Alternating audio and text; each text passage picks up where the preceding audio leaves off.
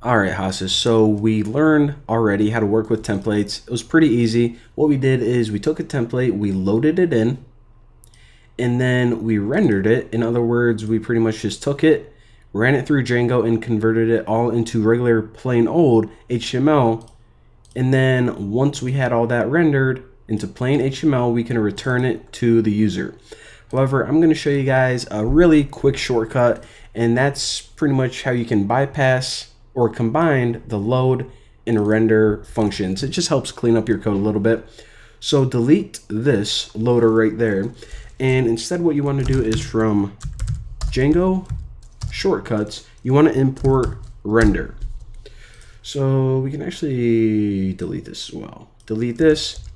And by the way, whenever I have a dictionary and it has just one pair in it, then I actually like to do something like this. And it just helps, I don't know, condense my code a little bit. But delete this HTTP response. Now, instead of just returning a plain old HTTP response, we are going to return the function render. Now, I don't know if you guys saw that, but render, as the first argument, it takes your request. So we need to pass that in.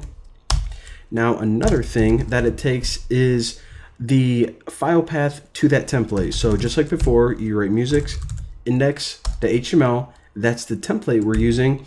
And the last one is, what is the information that the template needs in order to work? Well, that's just context right there.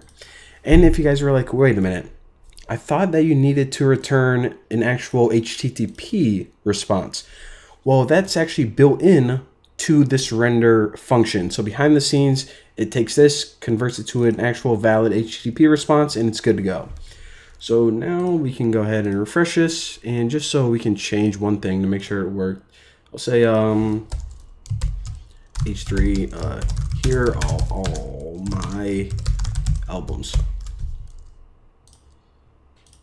All right, so there you go. So we click this, everything works beautifully. And I mean, I know that we only saved like one line of code, but this is a whole lot cleaner.